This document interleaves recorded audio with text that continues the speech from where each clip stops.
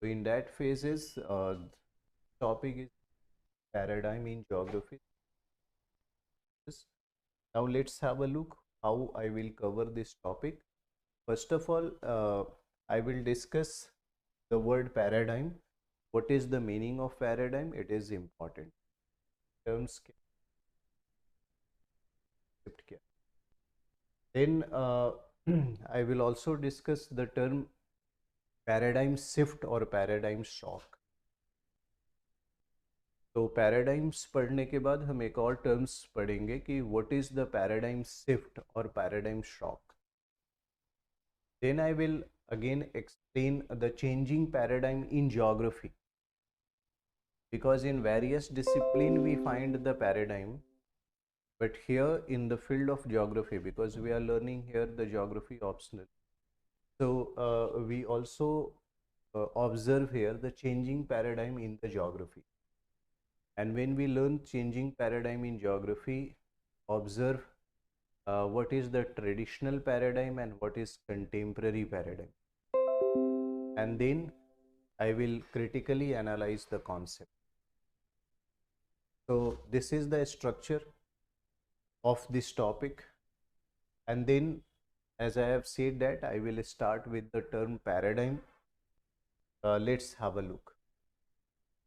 When we find out the root words from where this term has been derived, then according to the scholars, the term paradigm is derived from the Latin word.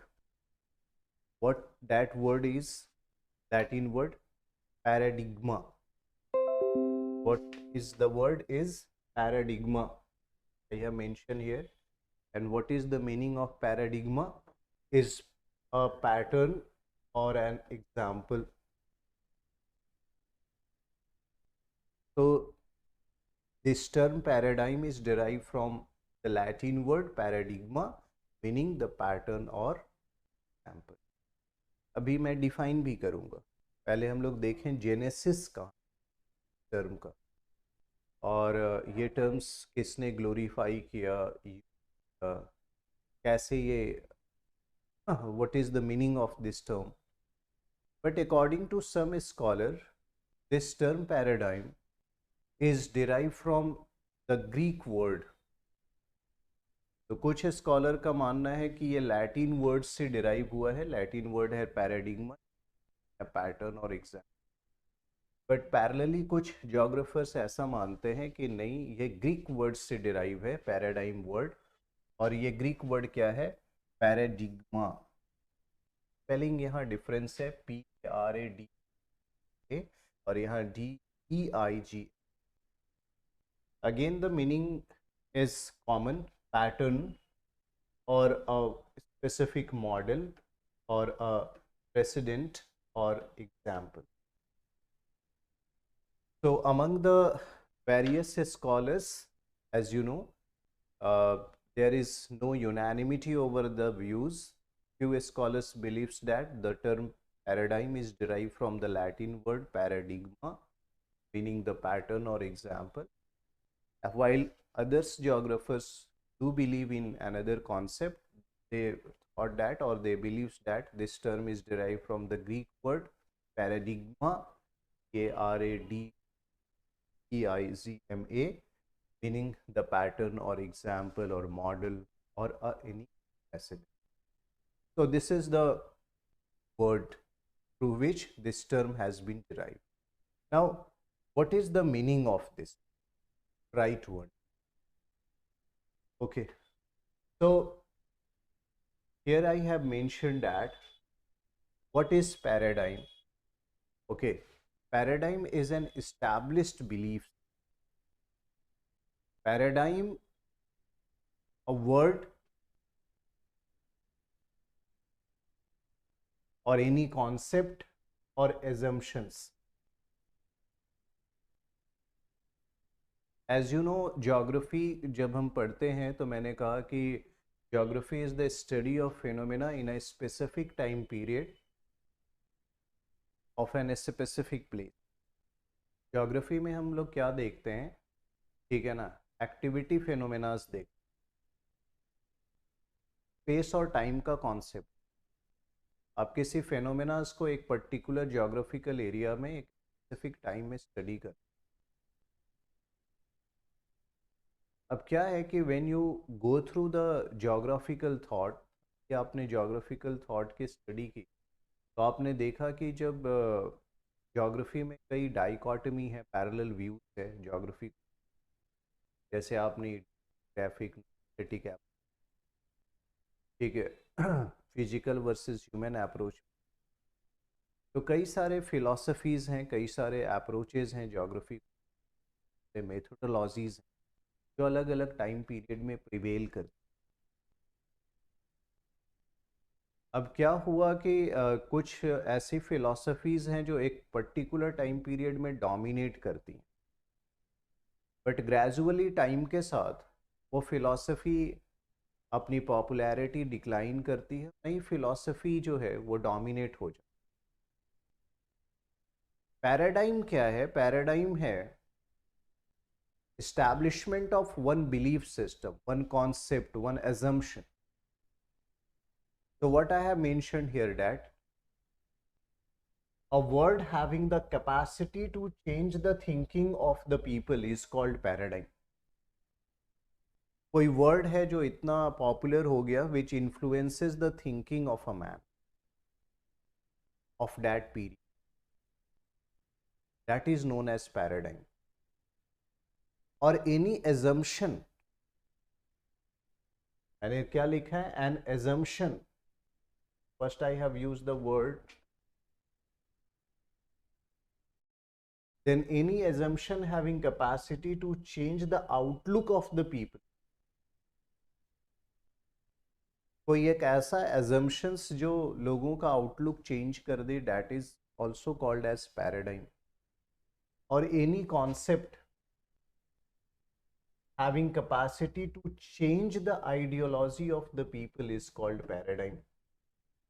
और कोई ऐसा concept exist कर जाए जो कि लोगों के thought process को अफेक्ट करे, वो कॉन्सेप्ट स्टेबलाइज हो जाए for a particular time period, for a prolong time period,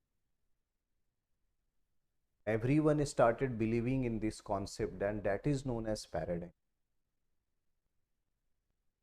So we can say that paradigm is an sir ये established स्टैटिक हो thought. गया सर। Pardon? Pardon? क्या बोला?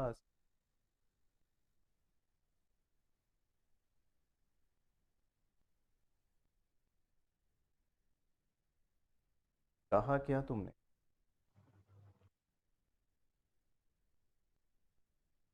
तो शायद उसका नेटवर्क इशू है।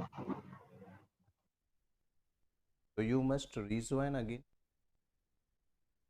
So now what I have said, that paradigm is what? A established thought or a concept or ideology in a society, or a dramatic change in the methodologies. तो मैंने क्या कहा? पैराडाइम क्या है? Paradigm है कि अगर एक थॉट जो है वो इस्टेब्लिश हो जाए सोसाइटी में, किसी सब्जेक्ट्स के अंदर, तो हम उसे कहते हैं paradigm, because majority of people started believing that become a dominant viewpoint or the thoughts, that subject, or you can say the society, then it is known as paradigm. अब क्या होता है कि जब इस्टेब्लिश हो जाते हैं कोई थॉट्स, कोई बिलीफ, ठीक है, कोई आइडियोलॉजीज और some methodologies, because as you know, to study the geographical phenomena, even in geography, the geographers has adopted various methods. अगर कोई मेथोडोलॉजीज उस टाइम में पॉपुलर है, डोमिनेंट है, उसे पैराडाइम कहते हो, ठीक है, researcher adopted that methodologies in that time period, but gradually क्या होता है, समय के साथ वो आउटडेटेड हो जाती, उनमें एनोमलीज मिलने लगता है, कमियां दिखने लगती। जब कमियां दिखने लगती हैं तो रिसर्चर्स नई मेथोडोलॉजीज के साथ आ जाते हैं। क्यों? क्योंकि कुछ क्वेश्चंस ऐसे होते हैं जिसको ओल्ड मेथोडोलॉजीज और एग्जिस्टिंग और एस्टैब्लिश्ड फिलॉसफी या बिलीफ सिस्टम आंसर्स नहीं कर पाते। आपने एक मेथोडोलॉजीज अडॉप्ट किया टू सॉल्व योर क्वायरीज और क्वेश्चन, और वो मेथड्स ऑलमोस्ट सारे आंसर्स कर पा रहे हैं, तो तुम बिलीव करने लगोगे कि this method is right and you started adopting that method everywhere to study the phenomenas. But suddenly आपके माइंड में या सराउंडिंग में कोई क्वेश्चन ऐसे रेज हो जाते हैं जिसका सॉल्यूशन वो मेथड नहीं दे पाता, उसमें वो जब आंसर्स नहीं कर पाते, सॉल्यूशन नहीं दे पाते, तो आप नए मेथड्स को फाइंड आउट करते हो या रिसर्चर्स नए मेथड्स को फाइंड आउट करते हैं।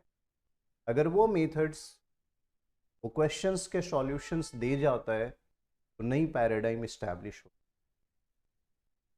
इसलिए मैंने क्या कहा कि पैराडाइम क्या है? Paradigm is an established thought और अ कॉन्सेप्ट और ideology in a society, okay, और a dramatic change in methodologies. क्यों? क्योंकि ओल्ड मेथोडोलॉजीज जो है वो आंसर्स या सॉल्यूशन नहीं दे पा रही है आपके क्वेश्चंस का, तो आपने क्या किया? New methodologies research subjects develop करना स्टार्ट किया और इससे न्यू पैराडाइम। अब आपने थोड़ा तो ज्योग्राफी लर्न किया है, ज्योग्राफिकल इवोल्यूशंस को देखोगे तो तुम देखोगे कि अर्लीस्ट जो ज्योग्राफर हैं, जो एंशियंट ज्योग्राफर हैं, लाइक द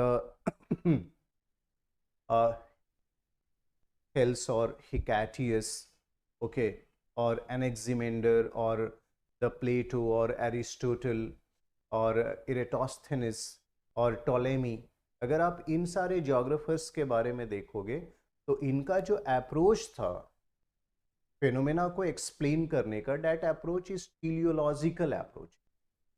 टीलियोलॉजिकल किसको कहते हैं? एक्सप्लेनेटरी, वर्णन करना, डिस्क्रिप्शन, डिस्क्रिप्टिव कहो, not explanatory, the right word is descriptive approach. तो earliest geographers work are descriptive in nature, उसको हम कहते हैं टीलियोलॉजिकल डिस्क्रिप्टिव पैराडाइम। तो जितने भी एंशियंट ज्योग्राफर्स पढ़ोगे उन्होंने लिखा है, जैसे एस्ट्रोनॉमी पर उन्होंने काम किया, ठीक है ना, ज्योमेट्री पर काम किया, ठीक है, अर्थ का रेडियस मेजर करने की कोशिश की, सरकमफेरेंस मेजर करने की, एक्सप्लेन करने की उन्होंने डिस्क्राइब किया, तो डिस्क्रिप्टिव अप्रोच। बट फर्दर तुमने देखा कि नई मेथोडोलॉजीज आ गई, आपने क्वांटिटेटिव रिवोल्यूशन देखा, क्वांटिटेटिव रिवोल्यूशन में क्वांटिटेटिव अप्रोच को लिया। क्यों? क्योंकि सभी सब्जेक्ट्स अर्लियर डिस्क्रिप्टिव ही होते हैं almost. When you go through the philosophy of different subjects, when you started reading the philosophy of different subject, अगर उस सब्जेक्ट के थॉट्स को पढ़ोगे तो majority of subjects are earlier descriptive in nature, teleological approach. But बाद में तुमने देखा कि जब ज्योग्राफी क्राइसिस में आ गया, वो टीलियोलॉजिकल अप्रोच से हम बहुत सारे क्वेश्चंस को आंसर नहीं कर पा रहे थे, बहुत सारी फेनोमेनास के स्टडी नहीं कर पा रहे थे, समझ नहीं आ रहा था, उसके सॉल्यूशन फाइंड आउट नहीं। मैंने आपको बताया था कि सब्जेक्ट क्राइसिस के फेज में चला गया था, यूनिवर्सिटी में उसकी पॉपुलैरिटी डिक्लाइन हो गई थी, वो ग्रेजुअली ऐसा लग रहा था बहुत सारे यूनिवर्सिटी ने इस डिसिप्लिन को बंद कर दिया। In that phases the researcher has find out a new methodologies, a phase of revolution आया। जब क्राइसिस होती है उसके बाद एक रिवोल्यूशनरी फेज आता है, नया अप्रोच, नई मेथोडोलॉजीज, नई फिलॉसफी। वो क्या है? Quantitative revolution. उसमें मैंने बताया था आप लोगों को कि मैथमेटिकल फॉर्मूलेज यूज होने लगे, स्टैटिस्टिकल टूल्स का इस्तेमाल किया जाने लगा, कंप्यूटर्स, सिमुलेशन मॉडल्स, और इस तरह से मॉडल बिल्डिंग और थ्योरिटाइजेशन स्टार्ट हुआ। I had discussed with you people. The theoretization and model buildings begins in the 19th century but got impetus, okay, or it got accelerated in the 20th century, okay. The mid of 20th century, मैंने आपको बताया था कि world war के दौरान ये revolution हुआ और एक न्यू पैराडाइम इस्टेब्लिश हो गई। अब टेलियोलॉजिकल अप्रोच नहीं रहा। तो क्या है कि तुम देखोगे development, evolutionary stages of geography, तो अलग अलग टाइम पीरियड में अलग अलग पैराडाइम यानी अलग अलग मेथोडोलॉजीज या इस्टेब्लिश्ड फिलॉसफीज डेवलप हुई हैं। ठीक है, क्योंकि एक फिलॉसफी या एक पैराडाइम जो है वो फेज ऑफ क्राइसिस में आया, ऑब्सोलीट हो गया, वो मेथड्स से हम बहुत सारे फिनोमिनास को स्टडी नहीं कर पा रहे थे, तो researcher has develop a new paradigm. Am I clear to all of you? समझ आ रहा है लोगों को जो मैं बता रहा हूँ? Yes, sir. ठीक है। तो I have mentioned here that geography, like other subjects, has passed through descriptive stage. This descriptive stage is also known as teleological descriptive paradigm to the model and theory building stage. Okay. Now, the process of model building and theoretization began in 19th century, as I have discussed with you people, and got popularity in the mid of the present century. Now it is 21st century, but in 20th century mid it started accelerating. और geography में कई सारे theories और models आप पढ़ चुके हो, ठीक है ना। In human geography we had learn various theories, in physical geography we had also learn various theories. अब क्वेश्चन ये है कि जो ज्योग्राफी में जो थ्योरीज हैं, जो मॉडल्स हैं, और जो साइंसेस के अंदर जो थ्योरीज हैं, मॉडल्स हैं, क्या उनमें सिमिलैरिटीज हैं या उसमें कुछ डिफरेंसेस भी होते हैं? ठीक है, जैसे फिजिक्स एंड केमिस्ट्रीज में जो लॉज हैं, जो प्रिंसिपल्स हैं, और जो ज्योग्राफी में जो लॉज एंड प्रिंसिपल्स हैं, उनमें कुछ सिमिलैरिटी है या डिफरेंसेस भी? क्योंकि ये लॉ बिल्डिंग्स, ये थ्योरिटाइजेशन, ये मॉडल बिल्डिंग्स, ये साइंस में पहले स्टार्ट हुआ और ज्योग्राफी में लेटर ऑन। बट ज्योग्राफी में भी जब अगर लॉज और principles and theories and model built होने लगे, तो क्या वो दोनों लॉज जो हैं, साइंटिफिक लॉज जो हैं सोशल साइंसेज में और यहाँ जो है ज्योग्राफी, क्या उनमें सिमिलरिटी है? उसको फाइंड आउट करते हैं, देखते हैं। मैंने यहाँ लिखा है कि geographical laws are not identical to the natural laws. Now the question is why these geographical laws are not identical to the natural laws?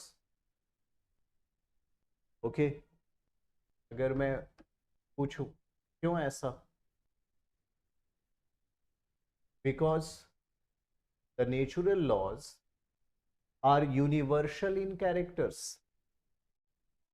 What does it mean? It means that it can apply anywhere on the globe. For example, law of gravity. I am here. अगर ये pen मेरे हाथ से छूटता है तो नीचे गिरेगा, जहां तुम बैठे हो वहां भी सेम प्रिंसिपल अप्लाई होगा। Where in India, where in Africa, everywhere over the globe. So what I have said that the natural laws are universal in character. The laws which is developed in the physics or in chemistry largely, क्योंकि further कुछ हम ऐसे भी laws देखेंगे physics में जो कि probable होंगे, जो अप्लाई नहीं होंगे exactly everywhere, but largely the natural laws are applied everywhere, universal character है।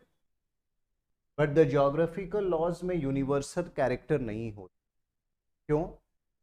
क्योंकि ज्योग्राफिकल लॉज जो होते हैं, अगर हम देखोगे इसको, तो ज्योग्राफिकल लॉज जो होते हैं वो एक स्पेस और टाइम के लिए क्रिएट किए जाते हैं। It applied in a particular area, particular region, so there is a spatial and temporal concept behind that. Geographical laws can be applied in the field. Okay, अब फील्ड स्टडी करते हैं स्पैशियल, और जब फील्ड स्टडी करोगे तो environmental factors और conditions जो होंगे सराउंडिंग्स में वो अफेक्ट करेंगे। ठीक है, लैब एक्सपेरिमेंट नहीं हो रहा है। अगर आप एग्रीकल्चर के लिए इस कोई प्रिंसिपल और मॉडल डेवलप कर रहे हो तो आपको वो प्रैक्टिसेस देखनी होंगी, फील्ड स्टडी करनी होगी। यहाँ क्या लिखा है कि geographical laws can be tested only in the fields, and when you started testing these laws in the field, as you know, the conditions are not controlled. In different places the condition is different. Dry रियाल में जाओ तो condition अलग है, equatorial region में जाओगे तो condition अलग है, पोलर रीजन में जाओगे कंडीशन अलग है। क्या यूनिवर्सल एप्लीकेबल होगा? The question is that. if you look at, so the physico-social condition is different over the globe. Physical condition भी अलग होता है, सोशल कंडीशन और इकोनॉमिक कंडीशन भी अलग अलग है over the globe, and that condition affect, that condition play a very significant role because you cannot control that, वो आपके कंट्रोल में नहीं है। so what is the basic limitation with geographical laws? That geographical laws cannot be universally applicable. आपने कोई भी law पढ़ा, जैसे जब सेटलमेंट ज्योग्राफी पढ़ रहे थे तो आपने क्रिस्टॉलर की थ्योरी पढ़ी, सेंट्रल प्लेस थ्योरी, ठीक है, और पढ़ने के बाद फिर उसका एप्लीकेशन भी पढ़ कि क्या वो अप्लाई होता है हर जगह, क्या सेंट्रल प्लेस थ्योरी इंडिया में अप्लाई हो रही है, वर्ल्ड अक्रॉस अप्लाई हो रहा है। आप जब वॉन थ्यूनेन का एग्रीकल्चर लोकेशन थ्योरीज पढ़ रहे थे, ठीक है, one of the pannier theory, ठीक है, तो फिर उसका भी एप्लीकेशन आपने पढ़ा था कि वर्ल्ड में एप्लीकेबल है कि नहीं वो कॉन्सेप्ट, और क्या इंडिया के पर्सपेक्टिव में सोच सकते हो उसका एप्लीकेशन। लाइक दैट हम क्या देखते हैं कि when you built any laws, when you formulate any principles, whether it is universally apply in geography, in case of geography, when you look at geographical laws, unlike the natural science set, it is not universal in character, वो uniform और universal character नहीं, वो हर जगह apply नहीं होता। क्यों? क्योंकि geographical laws we can tested in the field, and in the field when you are tested several condition has been worked there, okay, that conditions varies from place to place with time, okay. So this is the important landmark differences between the natural laws and geographical laws. difference समझ आया क्या? तो yes or no? the difference between natural and geographical laws clear हो रहा है? are you getting my Yes, point? sir. okay, now I have mentioned that moreover, like the laws of economics, geographical laws can be tested only if all other things are being equal. Her condition equal कर देंगे, similar कर देंगे, तभी ये laws आप test कर सकते हो everywhere, okay. so this is the difference between the laws which is in the natural sciences and the geographical. there is a difference. These are universal in character, okay, but the geographical laws is not universal. Now the next concepts what you have to learn here, और आप जानते भी हैं इसको, ठीक है, but इसे कहते हैं principle of activity. Principle of activity applies in the geography. What is the meaning of principle of activity? का मतलब क्या है? ठीक है, it means that every phenomenon is changing in time and space. every phenomenon is changing in the time and space. So when you compare two different spaces, what you find? Changing phenomena, okay. This is known as the principle of activity which is applied on geography, okay. क्यों? Because in a different space the condition is different, with time the condition change, okay, which affect the phenomena. whether it is the physical or it is the human. तो geography में क्या applies होता है? Principle of activity. Now when you look at the historical evolution of this subject geography, तो मैंने कहा कि historical अगर स्टडी करनी है तो एंशियंट टाइम पीरियड से अभी मॉडर्न पोस्ट मॉडर्न पीरियड तक आना होगा, कंटेम्पररी पीरियड. अगर आप इस इवोल्यूशनरी जर्नी को समझना चाहते हो ज्योग्राफी की, तो इसको समझने में एक कॉन्सेप्ट बहुत हेल्प करता है. वो कॉन्सेप्ट क्या है? वो है कुन का model. That is the model of Kuhn which help in understanding of that journey, evolutionary journey of this subject. ठीक है, so we will going to learn the Kuhn's idea. एक geographer है, okay, he was a mathematician and he studied the paradigm. He came up with the concept of paradigm. वो natural science में concept लेकर आए paradigm का. उनका नाम है टी.एस. कुन, थॉमस एस कुन. एंड अगर आपको ज्योग्राफी में भी ज्योग्राफी को समझना है, उसके इवोल्यूशनरी स्टेजेस को, उसकी पूरी journey from ancient to the contemporary time period, तो उसमें कुन्स की जो पैराडाइम्स का कॉन्सेप्ट है वो आपकी अंडरस्टैंडिंग को क्लियर करे.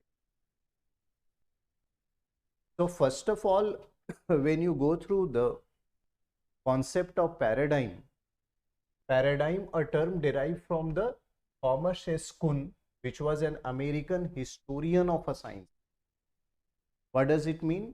It means that he narrates the history of a science in his literature. उन्होंने एक बुक लिखा था, the structure of scientific revolution. 1962 में यह पब्लिश हुआ, फिर सेकेंड 72 में आया.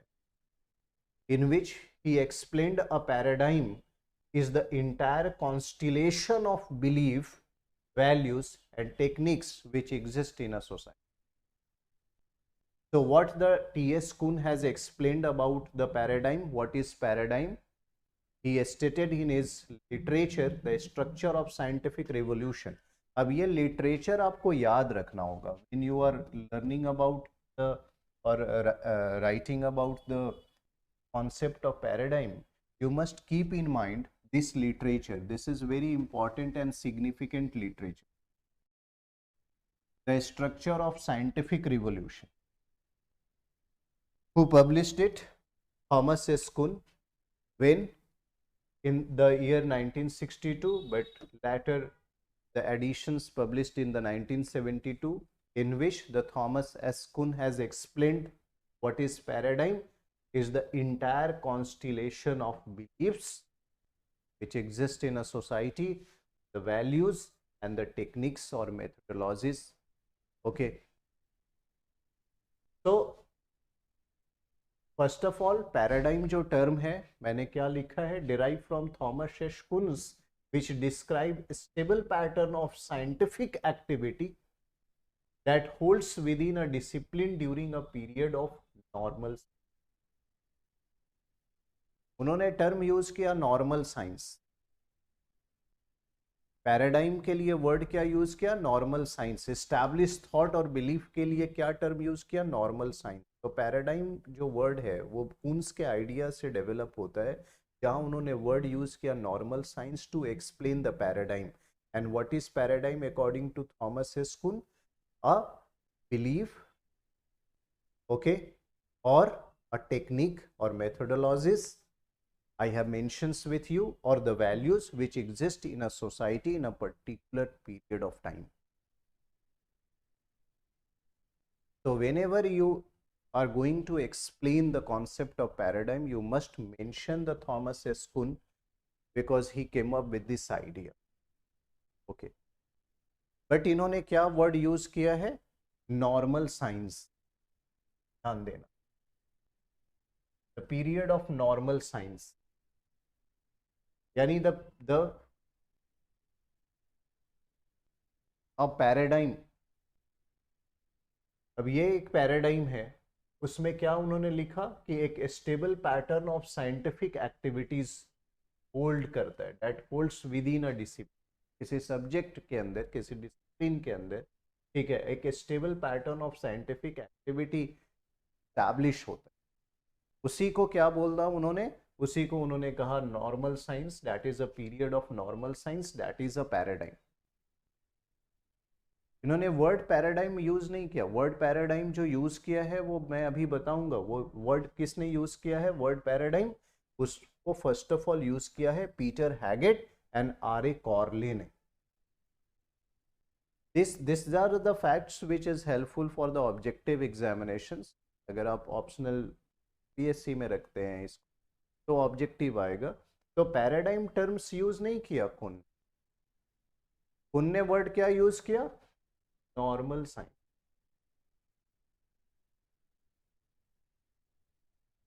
पैराडाइम टर्म्स किसने यूज किया, first of all Peter Haggett and Chorley, R A Chorley. In his literature, वो लिटरेचर जिसमें उन्होंने ये वर्ड यूज किया, उस लिटरेचर का नाम है model in geography. So the term paradigm first of all used by Peter Haggett and R.A. Corley in his literature Model in Geography. Okay.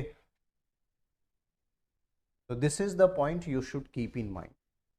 But the idea of paradigm, the terms, okay, ये idea पहली बार कौन लेकर आया, Thomas एशकुन। उन्होंने क्या कहा कि किसी भी डिसिप्लिन, किसी भी सब्जेक्ट्स को देखोगे उसमें क्या होता है, उसमें तुम देखोगे कि स्टेबल पैटर्न, एक established pattern of scientific activity होती है। उसी को हम क्या बोलते हैं, उसी को कहते हैं पीरियड ऑफ नॉर्मल साइंस, वही पैराडाइम। बट शब्द बाद में आया पैराडाइम, ठीक है।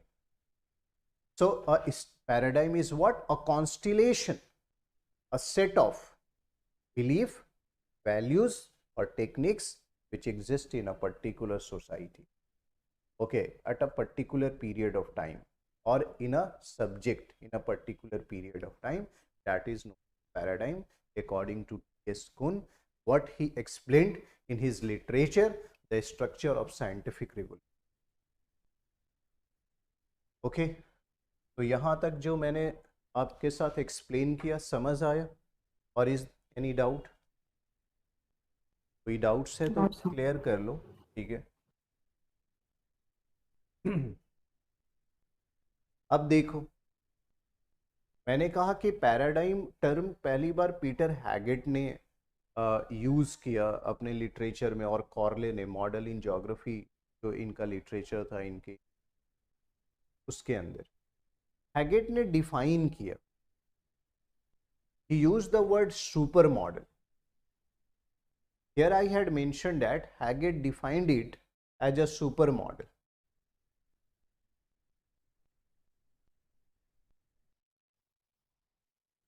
मैंने क्या कहा, पैराडाइम क्या है, एक इस्टेब्लिश्ड बिलीफ है, फिलॉसफी है, कॉन्सेप्ट है, एक वर्ड है जो कि पीपल के थिंकिंग को बदल देता, एक एजम्पशन है,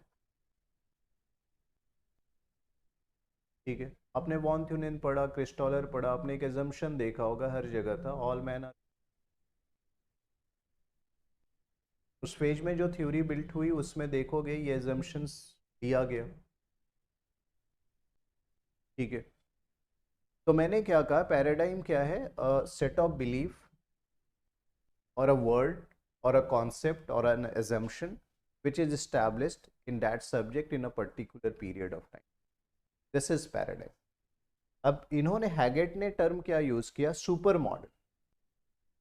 Haggett define it as a super model which provides intuitive and inductive rules about the kind of phenomena scientists in that discipline should involve in and the best method of the investigation. उन्होंने क्या use किया, word super model. Haggett has used and define it as a super model, okay, which provide intuitive and inductive rules about what, about various kind of phenomena, okay, in a specific discipline.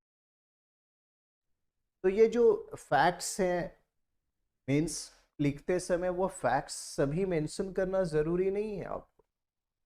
You have to just deliberate the concept. What is paradigm? Okay, how a different paradigm in a different time periods evolve in the geography, because अभी paradigm shift in geography पढ़ेंगे कि कैसे एक paradigm replaced हुआ, new paradigm establish हुआ, फिर वो जो पैराडाइम था, पैराडाइम ए एग्जिस्ट करता था, कुछ समय के बाद क्राइसिस फेज में चला गया, फिर पैराडाइम बी इस्टेब्लिश हुआ, फिर वो बी के बाद फिर ये बी भी क्राइसिस फेज में गया, फिर पैराडाइम सी इस्टेब्लिश हुआ. तो ये ऐसे नए फिलॉसफीज, नए बिलीव्स, नए मेथोडोलॉजीज आते गए. ठीक है, आप ये इस कॉन्सेप्ट्स को लेकर कौन आया? मैंने कहा थॉमस एस कुन. उन्होंने बताया कि जो नॉर्मल साइंस वर्ड यूज किया, उन्होंने कहा कि एक क्या होता है, सेट पैटर्न्स होता है. ठीक है, साइंटिफिक स्टडीज के लिए फिनोमेनास की, उसे ही नॉर्मल साइंस कहते हैं.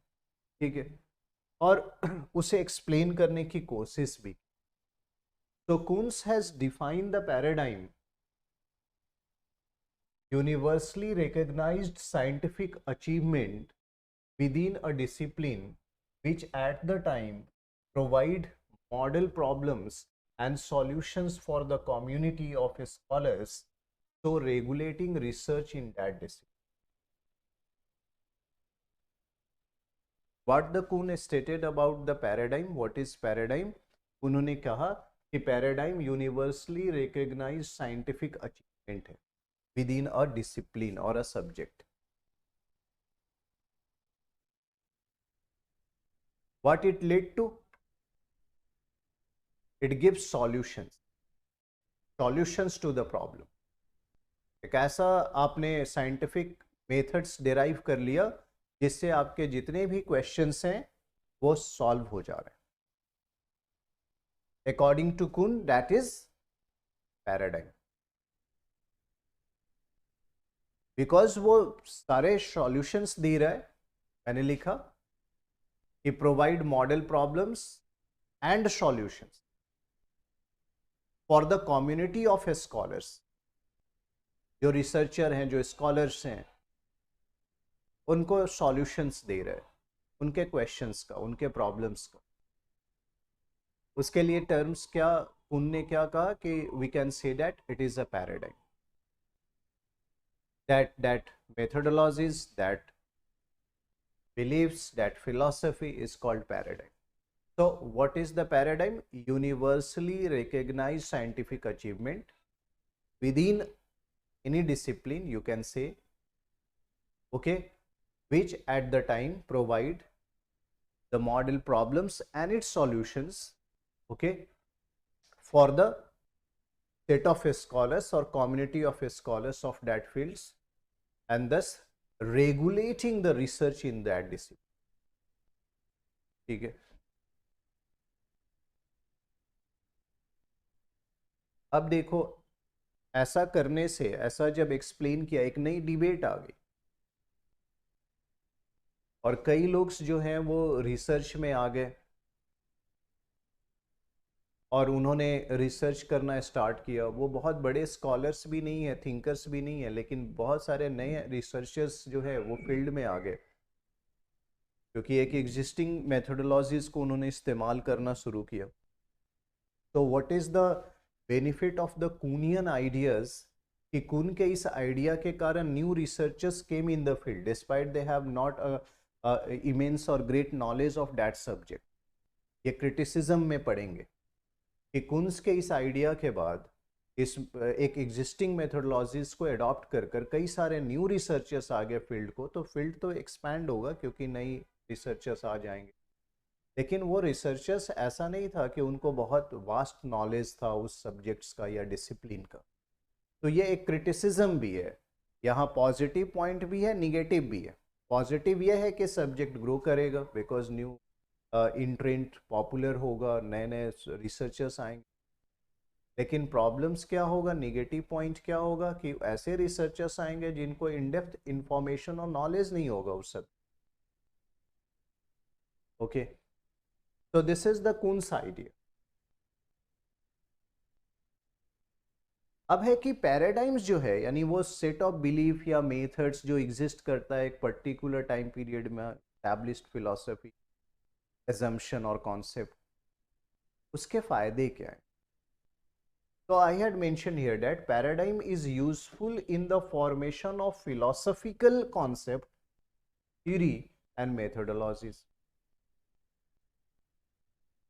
वो सेट बिलीफ नई फिलॉसफी को जन्म देता है, नए कॉन्सेप्ट को जन्म देता है, नई थ्योरीज डेवलप होती हैं, नई मेथोडोलॉजीज और टेक्निक्स आते हैं।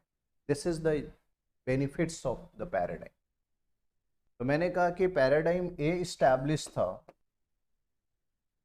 ठीक है ना, तो पैराडाइम ए वाज इस्टेब्लिश्ड, इसकी टेक्निक अलग थी, इससे डेवलप थ्योरीज अलग थी, लेकिन कई बार कोई क्वेश्चंस का आंसर्स ये नहीं कर पाया तो ये क्राइसिस स्टेज में आ गया। क्राइसिस स्टेज में आया तो नए रिवोल्यूशन हुए, नए आइडियाज़ के ऊपर वर्क होना शुरू किया, नई थ्योरीज आ गई, नई फिलॉसफी आ गई, नया पैराडाइम भी इस्टेब्लिश हो। तो ये नई पैराडाइम ने नई फिलॉसफी को जन्म दिया। इस तरह से कई पैराडाइम फेज आते हैं और हर पैराडाइम के बाद एक फेज ऑफ क्राइसिस भी डेवलप होता है। अभी देखेंगे उस स्टेजेस को भी एक्सप्लेन कर। एक यहाँ और ज्योग्राफर हैं, David Harvey. What is the contribution? Why I had mentioned in the discussion of paradigm? Why I had quoted David Harvey? Because David Harvey ने इस टर्म को काफ़ी पॉपुलराइज किया, पैराडाइम को। David Harvey in his book revolution and counter revolution, इन्होंने अपने book, ये literature है रिवोल्यूशन एंड काउंटर रिवोल्यूशन में, उन्होंने पैराडाइम को पॉपुलराइज किया। He again explain it very beautifully. So you have to mention David Harvey when you are writing the literatures. The idea was generated by the Kuhn's, okay, but the term has been used first of all by Peter Haggett and Corley. You have to mention that literature. आपको वो literature mention करना होगा, जैसे model in geography में वो terms use किया paradigm, जबकि कुन्स ने तो नॉर्मल साइंस यूज किया था टर्म्स, आपको मैंने बताया अभी, ठीक है। तो you have to explain it when you are writing what is paradigm. और पैराडाइम जो फेज है अपने, वो got accelerated, got popularised, reached at zenith by the David Harvey. इनके टाइम तक आते आते ये बहुत पॉपुलर टर्म हो गया, ठीक है। डेविड हार्वी ने इसको ग्लोरीफाई किया, एक्सप्लेन किया in his literature revolution and counter revolution. Am I clear? Yes or no? Yes, sir.